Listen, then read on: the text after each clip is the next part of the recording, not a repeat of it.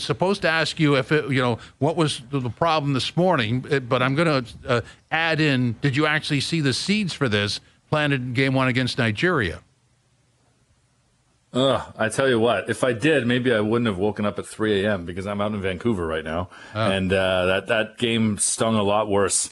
Being a 3 a.m. kickoff as opposed to what would have been a 6 a.m. for you guys. I mean, you know what? Yes, you could see the seeds of this in that Nigeria game. You certainly could in that first half against Ireland. And I think that really influenced Bev Priestman's decisions, most notably in starting Christine Sinclair, which I think was a surprise to a lot of people. Certainly, a position that she's earned going up against one of the best teams in the world in what could have been her last game, and sadly actually was her last game. But I think that maybe Priestman was a bit influenced by the influence that Sinclair had in that second half. And I think I agree with Amy Walsh, who was very critical in the TSN broadcast this morning, that that was one of the big mistakes that Bev Priestman got wrong.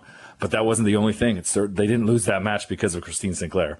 But that was just one of the factors that contributed to them not being able to play to a level in which they could compete. And that was the deal. They got outworked. We knew they were going up against a desperate team that, had their backs against the wall. And the criticism that Australia would have faced if they'd crashed out in the group stage of the home World Cup would have been immense. That's a program-changing exit from a World Cup if that were to have happened. So they fought tooth and nail, the Matildas, and made sure that it was Canada that were sent packing. And it's just really sad that it went the way it did. I honestly thought we'd be talking about this team in this tournament for 2 or 3 more weeks, and here we are talking about them out in the group stage for the first time in 12 years.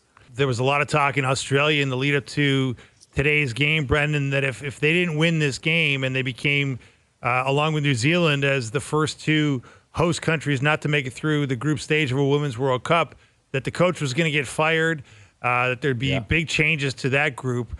Haven't heard the same talk in Canada. Maybe we're just nicer people in a more benevolent media. But what does this in your mind mean for Bev Priestman? She's got the Olympic gold medal to hang around her neck, but this was a pretty big failure that pulls in a different direction.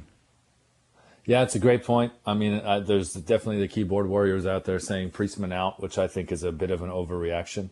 I really think you do have to look at what the calendar year was for this team, not just what this tournament was. And yes, there were some things to criticize Bev Priestman for, and she got a few things wrong. Again, I agree with Amy Walsh that starting Christine Sinclair was a mistake. I thought it seemed very obvious that Evelyn Vienne, who came on in the second half, but never started alongside Chloe Lacasse, and that seemed very obvious that was an attacking threat and offensive chemistry that Canada was missing and needed.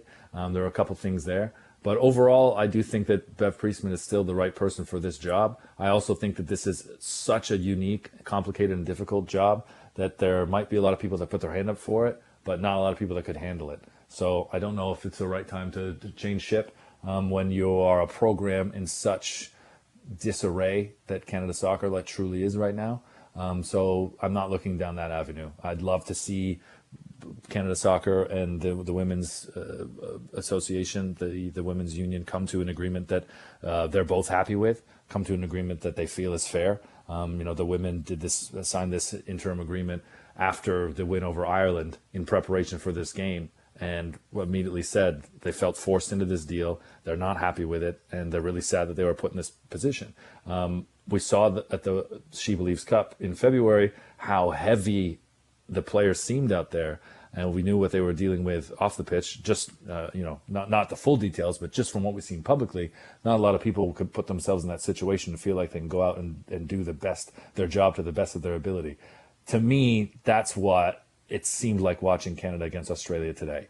That if they hadn't gone through all of that, particularly this week, but over the last year, you think that the fight, the tenacity, the determination that you described from having expected of this women's team at all these other previous iterations, it wasn't there today, and I truly think that's a major reason why.